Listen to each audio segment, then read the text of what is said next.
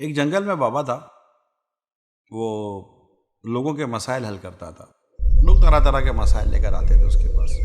वो अक्ल, दानाई, हिकमत इस तरह के उनको हल निकाल कर दिया करता था कि भाई यूं कर लो तो हो सकता है मसला हल हो जाए, भाई यूं कर लो तो हो सकता है मसला हल हो जाए। अब ये करके तो देखें। उसके बाद एक दिन एक जमींदार आया, लैंडलॉर्ड। जमींदार कहने लगा, हुजूर खुशी नहीं मिल रही है, सुकून नहीं है, राहत नहीं है, मजा नहीं आ रहा जिंदगी में। आपका भी यही हाल है? हाँ, वो लैंडलॉर्ड का यही हाल था। तो बाबा कहने लगे कि भाईजान, तुम्हारे बाप दादा ने विरासत में कुछ छोड़ा है तुम्हारे लिए? दादा ने थोड़ा बहुत सोना छोड़ा था जो वाली साहब को दिया था, और वाली साहब ने उससे कुछ कारोबार किया, उससे कुछ फ़ायदा हुआ।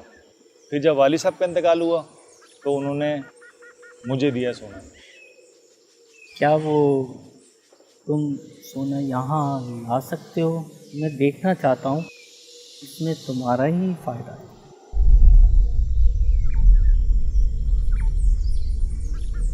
तो उसने गोल्ड दिखा दिया। बाबा जी ने गोल्ड दिया, मुट्ठी बंद की। वो समझा बाबा जी कुछ पढ़ेंगे तो गोल्ड बढ़ जाएगा। बाबा जी गोल्ड लिए और खड़े हुए और भाग गए। और जैसे बाबा जी जो गोल्ड लेकर भागे तो जमींदार साहब की तो पांव तले जमीन ही निकल गई। वो भागा पीछे। अब बाबा जंगल में रहने वाला आदमी, उसको जंगल के सारे रास्ते पता। जमींदार कभी मैदान में भी ना भागा था, लेकिन सोना चला गया हाथ से, वो तो भागा पीछे भाई। अब बाबा उसको जंगल घुमा रहा है और जमींदार साहब जंगल घूम रहे हैं। सांसें फूल गई जमींदार साहब की। बाबा आंखों से गायब नहीं हो रहा, ये बता दूं मैं आपको, नजर आ रहा है। वो जंगल में पीछे पीछे, बाबा उसको अपने पीछे दौड़ा रहा है। शाम हो गई, बाबा जी दरख्त के नीचे आकर बैठ गए।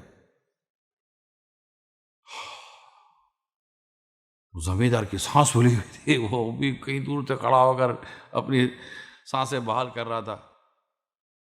बाबा मर जाऊंगा मैं, सोना दे दो, यही रह गया है सब कुछ। वो आहिस्ता आहिस्ता आहिस्ता जमींदार आगे बढ़ने लगा कि बाबा को पकड़ लूंगा। बाबा बाबा था, बाबा दरख्त के ऊपर चढ़ गया। बाबा बाबा सोना अब दे वो दो, बाबा वरना की मैं मर मिन्नत जाऊंगा। समाजत जो कुछ बस उसको यही करनी थी रह करने गया लगा। मेरे पास। हाँ हाँ, बाबा सोना ने दे कहा दूंगा सोना दे दूंगा, मेरी चंद मगर मेरी शर्तें चंद मानेगा? शरायतें हैं। बोलो, मानोगे? क्या बाबा हाँ बोलो तो मानूंगा। सही, क्या शर्तें हैं? क्या शर्त है? क्या जमीन पर नाक जमीन रगड़ेगा? पर नाक रगड़ोगे? रगड़ूंगा। रगड़ूंगा।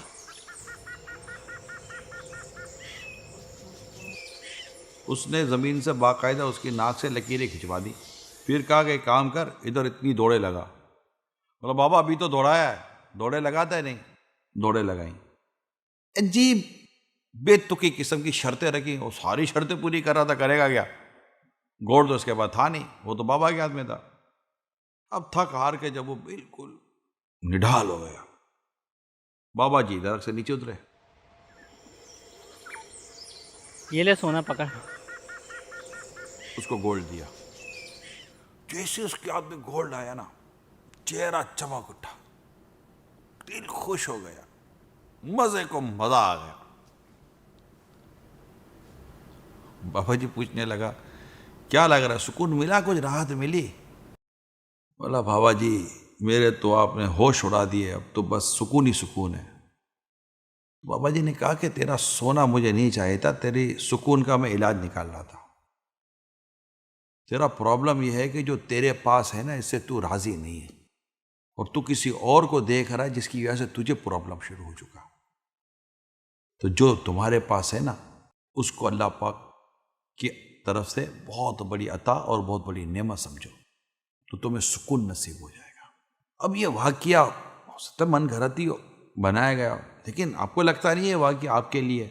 आप देखें, एक मिडिल क्लास शख्स, मिडिल क्लास, ना अमीर है ना गरीब है, इसको बोलो अमीरों के इलाके में रहने चला जा, वो रह तो लेगा, जिंदगी में खुद को गरीब समझेगा। फिर इसी को कहोगे यार गरीबों के इलाके में रहने जा, वो रह तो लेगा, जिंदगी में खुद को अमीर समझेगा। आगे ये वही है, हालत बदली, इसकी सोच बदल गई। अल्लाह पाक हमारे हाल पर रहम फरमाए। और हमें शुक्र गुजारी की तौफीक अता फरमाए। कुरान में ला इन शक्करतुम लाज़िदन्नकुम, अल्लाह पाक का जो शुक्र अदा करता है अल्लाह पाक उस पर अपनी नेमतें और बढ़ा देता है। अल्लाह अमल करने की तौफीक अता फरमाए। खुश रहा करें।